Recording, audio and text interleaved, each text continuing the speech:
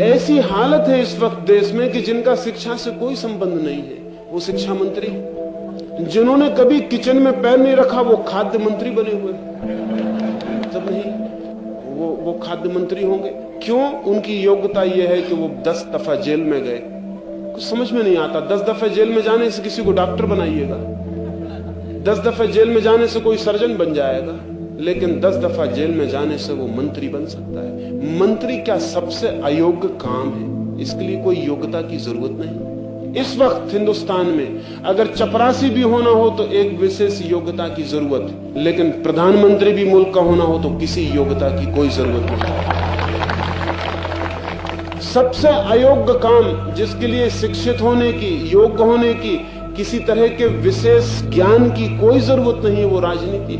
इसलिए राजनीति अशिक्षित, अयोग्य, जो कुछ भी ना कर सके, सब तरह से पंगु, बुद्धिहीन, उन सबका धंधा बन गया, उनका अड्डा वहां खड़ा हो गया। इससे मुल्क को बचाना पड़ेगा। आज अजीब हालत है। जो सोच सकते हैं, विचार सकते हैं, उनकी कोई आवाज नहीं है। जो जोर से चिल्ला सकता है, मुक्का पटक के टेबल बजा सकता है, 10-5 आदमियों को किसी भांति राजी कर सकता है अपनों को कि ये बाबूजी हैं, नेताजी हैं कहने के लिए, वो आदमी जीत जाएगा, वो मुल्क में ताकत में पहुंच जाएगा, वो फिर बैठ जाएगा वहां। और एक अजीब जाल है जो बहुत हैरान करने वाला है।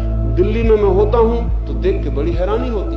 बड़े नेताओं से मिलना होता है तो बड़ी हैरानी होती कि नेता का बड़ा होना क्या जरूरी रूप से बुद्धि का छोटा होना होता है? शरीर तो जरूर नेताओं के बड़े हो गए और शरीर फैलते ही जा रहे हैं, अत्यंत कुरूप और बेढंगे होते चले जा रहे हैं, लेकिन बुद्धि भीतर से कुड़ती जा रही है। बुद्धि का कोई पता नहीं चलता।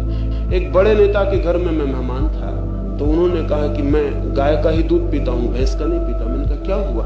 उन्होंने कहा भैंस के दूध पीने से बुद्धि खराब हो जाती। तो मैंने कहा उसके लिए कम से कम बुद्धि होनी तो चाहिए, तभी खराब हो सकती है। आप निष्फिक्र पियो, आपको कोई पीने में डर नहीं होना चाहिए, कोई डर की जरूरत नहीं। मगर आप हंसे, वो हंसे भी नहीं, तो उसके लिए भी समझने की बुद्धि चाहिए। वो मुझे मुंह बा के देखते रह गए कि मैं क्या कह रहा हूं। एकदम बुद्धिहीन नेतृत्व मुल्क के ऊपर बैठ रहा है, कौन उसे अलग करेगा? बहुत हैरानी का मामला हुआ है, लेकिन चारों तरफ घटित हो रहा है। और इसे कैसे रोका जाए? युवकों को राजनीति में भाग नहीं लेना चाहिए, लेकिन राजनीति पर गहरी नजर रखनी चाहिए, समझना चाहिए, पहचानना चाहिए, अध्ययन करना चाहिए। जब वो कल जिंदगी में भाग लेने आए तो जो भूल पिछली हमने 20 सालों में की है वो आगे ना हो, इसका बोध, इसकी मेहनत, इसका श्रम उन्हें उठाना